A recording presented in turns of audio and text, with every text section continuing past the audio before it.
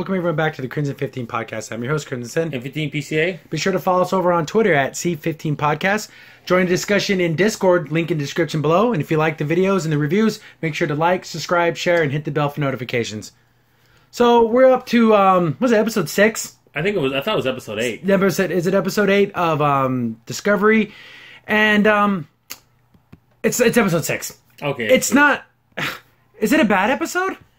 I don't know. The stuff that normally knows me about Discovery is kind of minimal in this episode. So But still not Trek. But it's still not Trek. It would be if they were in Kirk's time, just a below average, mediocre, just a 6.5 to 7. Yeah, just okay. But we open up with Suru kind of monologuing, talking about stuff, and it's kind of showing like his room. I like his room. It's always cool. It's organic. Yeah, it has plant life everywhere and everything. That's kind of cool. And why does Tilly got to say the dumbest things? Yeah, because they're analyzing all the data, and then she says the data from the sphere. Yeah, it's like pie, like eating pie. Tilly, food. It's a slice of delicious pie. Of course, the big girl will say some things like food. Why? No, it's just like this big, enormous thing that we just can't handle right now. Say it like that. No, it's always about food. Yeah. But we get Suru, since he outlived his little thing that he thought would have killed him, but all it does is these ganglia things fall off. So he's getting regular checkups, and then we see Stamets' husband. They're of course they're doing scans on him because for all intents and purposes he's resurrected. Yeah. He pulled to Jesus. And so everything's he's feeling, you can tell that he's feeling weird. Yeah, it's like, am I even me anymore? Like, because he was in that thing for who knows that and it's nice that Seward kind of goes to him and says, well, it's incredible that you're back and maybe you're becoming who you were supposed to be. He kind of gives him words of encouragement. I thought that was nice. And then the doctor goes talk to Seward. He's like, well, since you're the only Kelpie and it's hard to tell. You won't have anyone else to do a comparison. Yeah. Yeah, so we don't know if these changes are good or bad or indifferent, but he can tell that he is definitely changing. He is more and that confident. His fear responses are being suppressed. Yeah. And so that, at the same time, that makes him less agreeable. Yeah. say that to say the least. And, then we get to see that we cut to a scene with Tyler, Captain Pike, and Michael Burnham talking about the red lights and how Tyler is more like, this is a threat, this is an enemy. And then they're like, well, it's been sending us to planets and we send to be helping people. It's like a quasi-quantum leap. Again, what they're saying is not a bad philosophical debate. The problem is the spinning camera. Oh my god! The camera never stops moving, and it's going in a for about 2 minutes. I had to stop looking at it. It was making me dizzy. I was kind of looking down in a way and just listening because, okay, we get it. The camera's on a dolly and it's spinning. It's ridiculous. Yeah. And I thought it was nice that Shuro does the narration at the beginning of this episode too, which was nice. He has a good narrated voice. Yeah, he does. He has a very pleasant sound. Yeah. His actor does a really good job. Yeah. But so they basically come to that. It can be a threat and it can be a force of good or evil, but it seems to be so powerful. What is Starfleet even supposed to do about it? No. If this thing wanted Starfleet gone, wouldn't it have got rid of them? Yeah. If it wanted Discovery destroyed? Because that's what Tyler was like, well, what if it's bringing you into these things that get you, like, in these catastrophes? But why don't they just do it itself? Yeah. Why would they have to even, I'm going to put you in this other thing? But again, Tyler is Klingon. Yeah. And he's on Station 31, so they're going to be suspicious. That's how he's coming in from a place This thing just turns out to be cute, and he's just having fun. He's just screwing with it. I want to do it like this, like in this weird way. But, they get they get called to the bridge, like, oh, we got another signal from this red energy source, and it's Sewer's home planet. Yeah. They're like, ooh, and then literally, the Captain Pike goes, that's a little odd. Of all the planets to go to, it goes to this one. But and since we're investigating these lights, we have the only Kelpian of all Starfleet history, and it wants to go back to his home planet. There's too many coincidences. There's no way. And Burnham's like, yeah, that can't be coincidence. There's no friggin' way. I thought it was nice that because whenever these things would happen in season 1, he would always touch his ganglias, but they're not there anymore. But he still makes the hand movement because he's so used to it. I think it's just used to it, yeah. Yeah, but they're not there anymore. Yeah. I thought that was kind of nice. Then we kind of get this whole, if you didn't watch the short tracks, you get like the mini version. Yeah. So he talks about how he sent out a signal, and that's when Giorgio came down and picked him up, and he got asylum. Yeah, what was the other name of the race again? The Baul. Baulu. There you go. Baulu. There you go. Because that was their technology. So now we know it's their technology. They don't explain that in the short trek at all. Oh, so they said it fell off the thing, but it's so stupid. They said it like in a non-Star Trek way. That's why it's stupid. But so he's like, oh yeah, then like, okay. And they're kind of having this problem where they're like, okay, we can go there. We got to find out about these Red Angels, but we're not there to like save your people. No, because that's General Order 1 and all that jazz. Yeah, and they even have a debate about. And they talk about, like you were saying, they were having a debate about like General Order 1. Since they know of alien races, they know of these things. They just don't have it themselves. Yeah. Yeah, so you can kind of there's like you can go, and then even I think Burnham had the best answer, believe it or not, saying, well, it's your call. Yeah, you can go either way with this. So of course Pike's like, well, we have to, and of course they have to investigate these red lights. They're thinking, well, if we go there and we talk to the bubble, maybe they sensed it too. Maybe we'll share information or something. Yeah, even though technically they're like, I don't know, quote unquote, the bad guys here. We got to maybe they'll help us. We got to at least try, right? Knock on the doors. I think is what he says. And you know they send out a open comms and no answer, no nothing. No. Even though they know they're there, they're not answering them. Like, okay, maybe the people down there. Then they talked about how like they have priests and stuff like that. Maybe they saw this Red Angel thing, and then Captain Pike's okay. I'm going to send Tyler and Michael down, and then Sewer's like, whoa, well, you know, I should go down, and he's getting a little too aggressive. Like, calm down. He's getting a little. And he's kind of getting in the Captain. Like he's taking a couple more steps towards Captain. I don't know about Pike. He's like, you want to step to this? Like, yeah, it's almost exactly. Like, are they gonna have a fight? It's like they said, getting really. So Captain, he's basically telling him no because you're too connected to this. I can't have you down there. And you're telling your people about everything that you lived through. Yeah. And was it the Valhalla? I forgot what they called it, but that thing where their ganglers fall off. Yeah. And he's like, you're there to find out. We want to find out about this Red Angel. We cannot interfere with trying to save your people because I know there goes the drive to want to do that. I don't know if I can. Basically, he didn't say I can't trust you, but then Sue was like, "What are you saying? I'm not going to follow orders?" And it's almost like, and he keeps stepping a little closer, like Sue. They get within 2 feet of each other. He was mad. Mind you, the captain was at his seat, and Sue was at his post over here on the far left, and he kept walking like slowly, like, "Sue, you're going to kick his butt." And then Michael Burnham kind of like gets in between because everyone even other people on the bridge are starting to stand up, like, "Oh, we're gonna have to," because he's strong. Oh, he's real and fast. So, like, we're going to have to tackle this guy to fight the captain? But, I'm pretty sure Tyler has, like, a weapon on him all the time. Sure. But, then Michael walks up, whoa, you know, since he has, knowledge of everything that's down there, and they might be afraid to just see me. If I come with Suru, they'll be more likely to... Yeah, they know about the Balu, but they don't know about any other... They know of aliens, but they've never seen another alien, so let's not...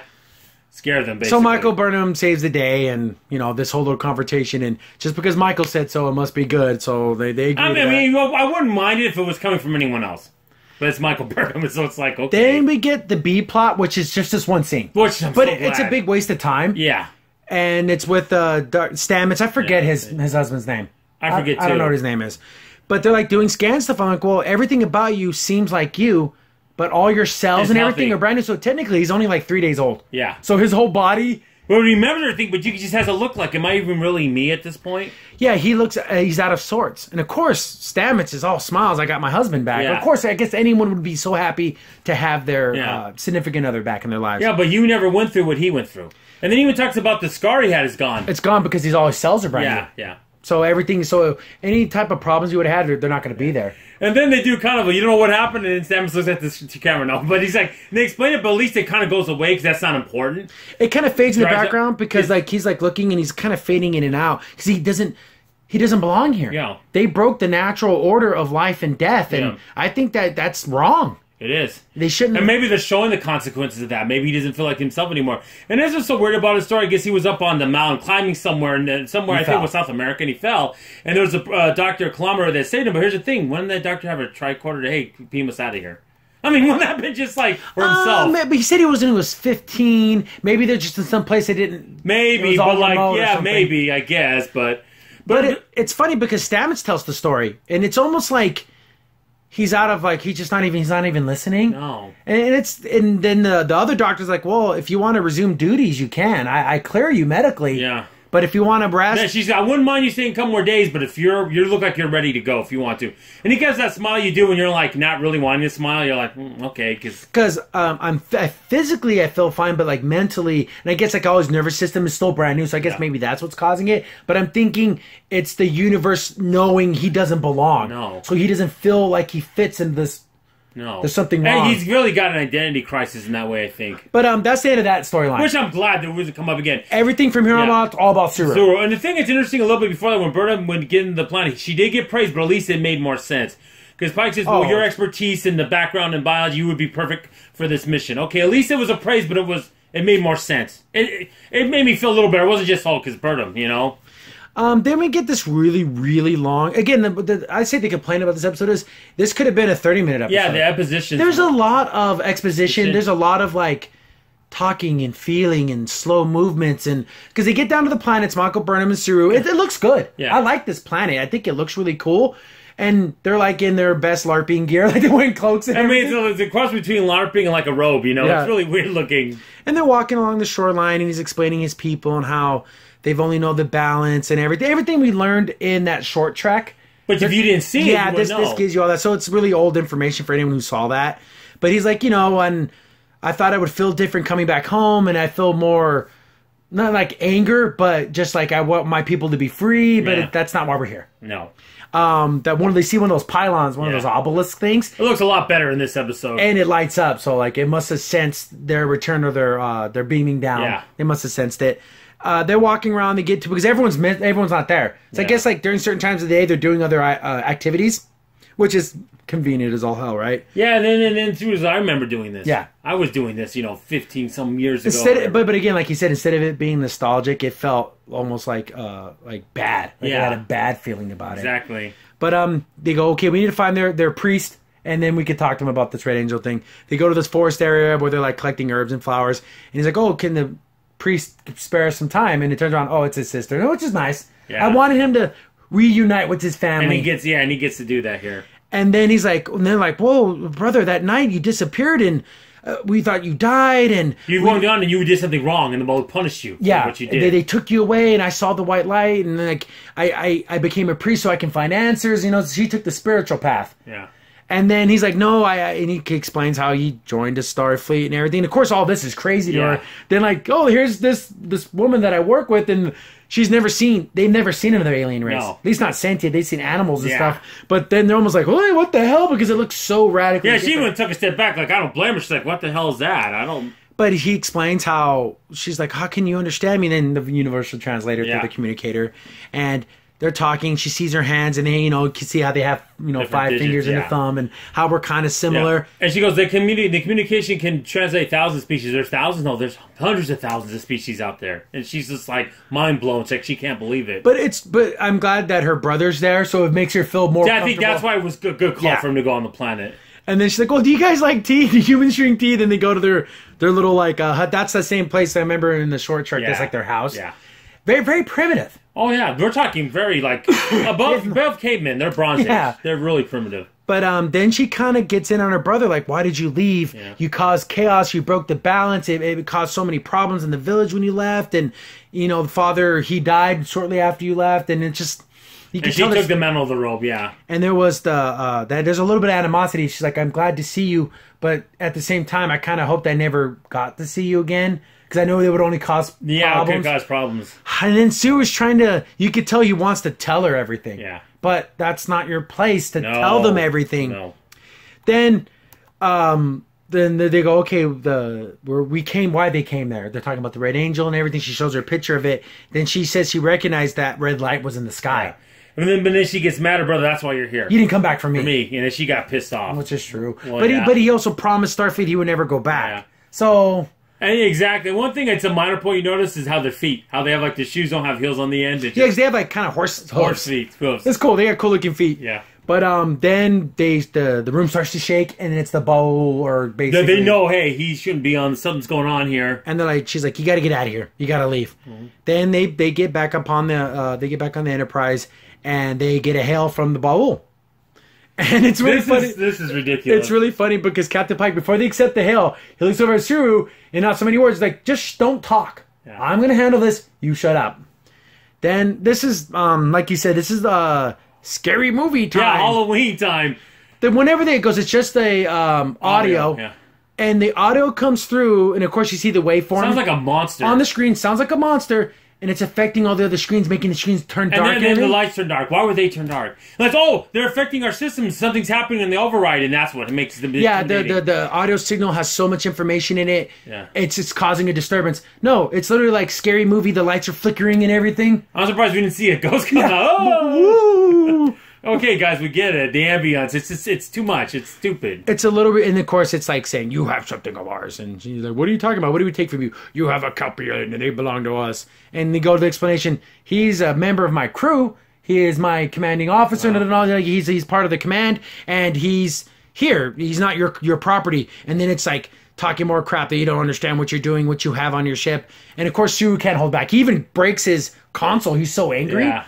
Then he starts yelling at him, I am not your slave anymore, and da-da-da. And it's like, oh, the Kelpian speaks, and it's just talking crap going back and forth. And then he goes, the thing fell off of me. I went through that thing, and now I'm perfectly fine. You lied to us, and all that. And my sister down in the village down there, and he just tells him everything. Like, he just... I don't even know if that matters, because they were going to destroy all the villages anyways. Yeah, but why would you give information where your sister's at? Because he's angry. Yeah, but that's what I'm saying. An angry person does dumb things. things. I know, and that's what you just handed them. Well, basically they could attack your sister now. It's like, I don't know about that.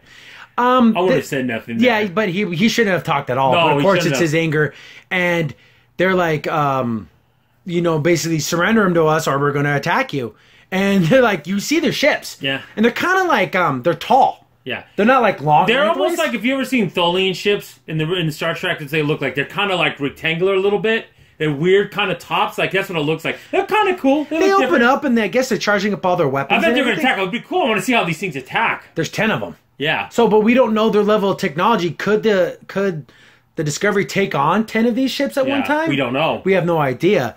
But then, it's really funny. Well, he tells Suru to get off the bridge, too. He's like, get the hell off the bridge, you freaking idiot. You pissed him off. What are you doing? And it's funny because, Burnham's at her station. She looks over at, Suru, and she's like, you freaking idiot. Like, she gives him a look like, dude, shut the hell up. He couldn't help it. He gets basically relieved of his command. Go in your room. Basically, tisk, go to your room. Yeah. He's walking away, and you can tell he is effing pissed. It's funny. He's in the turbo lift. No, yeah, it's funny when you see him walk. You ever seen like George Jefferson rocking the Jefferson, that little sway? He's got the little sway going. He sways his arms around. Yeah, he's got that little. I never noticed that before. I never noticed that in season 1. Well, maybe because now he's past that. He's more himself, and that's that's just a weird thing I noticed. Yeah, it's a little sway he's got going now. He goes to instead of going to his room, he goes to freaking. He's gonna teleport himself down. Yeah. And he basically tells the guy working the station, go kick dust, get out of here, go kick rocks. Go kick rocks, yeah, get out of here. And of course, Michael knew that he was doing. She freaking pulls a phaser on him, and he's like, "Why don't you do the same thing for your brother?" And she lets him. She does that. He got you. He burned you. And I guess as soon as he beamed down, the Ba'ul beamed him to their ship. Yeah. So they're like, "Oh, power down their weapons," and you got what we wanted. They fly away, but then they go somewhere, and the signal's lost. Yeah. So they're like, "Oh crap, we lost." Freaking Suru, and they get back to Tilly and that robot lady. I guess she's an android, but I thought Data was the first sentient android in Starfleet, but I guess not. I don't know. She's made by the Keurig company, so she's not sentient. Yeah.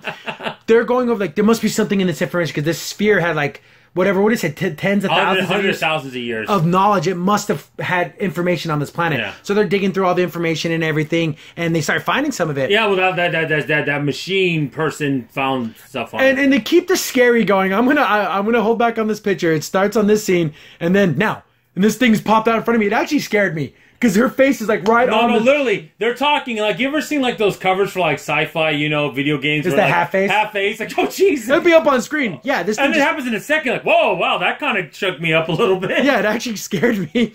But they actually find information on the planet, and they see how the Ba'ul used to live on this planet. Yeah. And like, oh wow, then it was the Kelpians were the predators. So over all these years, they somehow gained technology, and that's why they keep the Kelpians down. They're afraid they're going to kill them again. You can see that there was a certain time frame where they were starting to get where their ganglia fell off, and then they got wiped out. Yeah. And they only kept the ones that didn't have it. And then some of the Ba'ul fought them back and started wiping them out. That's what happened. So it reminds me of the episode, if you ever watched on Enterprise with Phlox, when he goes, this is the first time he's seen when they go to the Mink homeworld with the companies where there's two races that are different species but they live harmoniously. He goes, usually one wipes out the other. Yeah, and this is just like this. Just like this. That's the parallel where he was. But saying. I ask you, so if your people, your species was under predator rule for all these years, and all of a sudden you got the upper hand, would you let those other people exist? No. See, that's their excuse. But you find out it's been thousands of years though. Yeah, and they're so much more technologically advanced. Why do you even care? Yeah. Why does it bother you? Like it's like it's in their DNA. They're just stuck in that mold where. I know human beings had predators from like animals and stuff, but we don't. It's not the same because these things can talk. It's not like it's just weird why the Baul cares so much. They shouldn't.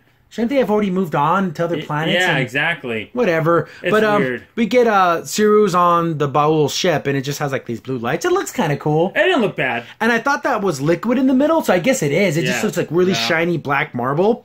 And they brought him and his sister. Yeah. Why did they do that?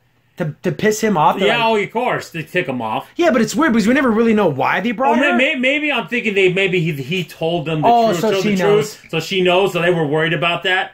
Because remember, I think it says, it's hard to understand him. Yeah. That the sister and him, he might have told. But is that even what he said? I don't know. I'm just speculating. It's weird tough because they're talking and everything. Brother, look what you did. You. And of course, the sister's completely freaked out because she's only known trees and huts and fire and rocks. And this is a ship. These little like drones come out and it like scans them. Then it like ties Siru to the wall. Like the wall has like chains and stuff on it. I'm like, okay, whatever. Then the water starts to shimmer and everything, and then we see with the Baul. Full-blown scary movie. No, God, it looks like a cross between Venom and like a Blackheart from Marvel. It just has that weird. Yeah, because it has like long, almost like the scary girl from the thing that comes out of the TV. Yeah, and it has like red glowing eyes. Okay, can we make this thing look any scarier? Yeah, that doesn't feel like Trek at all to me. No. It just really, really doesn't. That's where the search. I think the Balu didn't need to look so menacing. Yeah, they could have pulled it back a little bit. Freaking goo monsters. Yeah, it's like, what? So maybe they don't even have physical forms. No, they have like liquid forms. Maybe that's their scary one. I don't know. It's just creepy. Maybe it'll look nothing like that. He just did that to scare him. Maybe, yeah. We have no idea. We never see this. The only Baul we see is this one. Yeah. Then we get back to the. I keep wanting to say freaking Enterprise. We get back to the freaking Discovery, and they're going over more information, and they realize, oh, they must have been afraid of them. That's why they wiped them out, and. If we can prove that Siru is in a danger and that they can coexist and everything, which is a good answer. That's good, but when you think about it, he did get mad. You know what I mean? He's got that anger. He's now so. And then this is where we get to where the Baul thing starts talking, and it's one of the most difficult. We went back and we watched it about 4 times. There's times where I'm like, okay, I got that. Okay, I got that. Then okay, no idea what you just said. Okay, nothing. None of that went through. It's so garbled and I don't want to hear what it has to say, but you can't understand it. So it's like and the subtitles. They should have put subtitles on that. It's ridiculous. And then it's basically explaining to him that you're like this evil thing, and oh yeah, his little gangulas like grew into like little needle shooters. Yeah, I guess that's like that was kind of cool as a defense, probably. But again, they're so technologically advanced that that'd be like someone throwing a rock at a tank. Like, does it even matter anymore that they have these little things? I think it's just a built-in innate their fear of what they're going to do to them. But he just explains to them, oh, you're going to be killed and chopped up and then gotten rid of. Why not just kill them right then and there? Then it's really funny. I actually noticed this. When Siru's like thrashing around, one of his locks comes off and he's breaking out. But the next scene, it's locked on. Oh, it's both. They didn't see that. It was just a TV mistake. Whatever. It happens, but that's funny though. Look, I'm free now. That's too funny.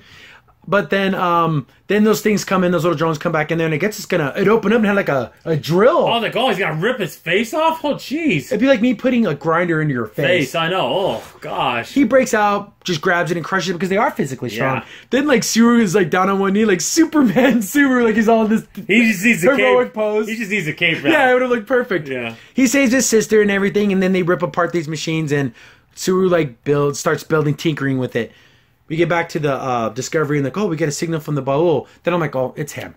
He's the one who did it. Of course. He's like, oh, I'm safe. My sister's safe. We don't know where we are. They can't get a lock on. Yeah, and it's funny. He knows how to use the Baul technology to actually make a communication through that ship. It's there was like a panel in the ground. Like he knew that.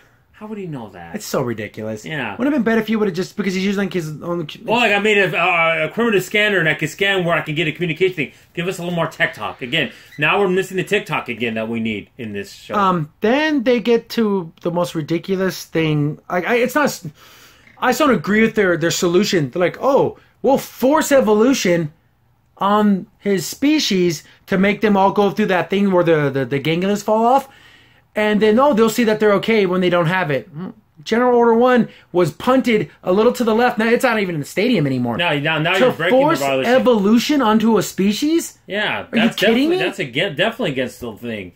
It doesn't mean you can be appalled with Bala Doom, but again, the Bala were once on this planet, so this is kind of an internal civil war. I mean, not a civil war, but a genocide, but one-sided. Yeah, but that's nothing to do with you. You can't force. So they're going to force evolution to solve this problem? No, they're like, how can we make it all happen at once? Well, we'll use their own technology against them. They were going to use their own those spires. Yeah. And then basically it's like a sound resonance, because remember when that sphere was making that noise, it made him go through his Valhalla? I forget what they call it.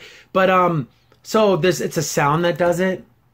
Which I'm not saying that wouldn't make sense, but I don't like why they're doing it to begin with. I think that's the worst of the two, because it's like, it's really funny because Seward tells his sister, Order 1. we're going to do this. You're going to be in a lot of pain. It's going to feel like you're being ripped apart from the inside. And she's like, as long as it's not the end of our people. Yeah. And he's like, no, I promise you we're going to be so much better. Because she goes, I don't know, it's going to be hard. We have to explain it to him, because she's like, I don't know if they're going to be able to take all this in.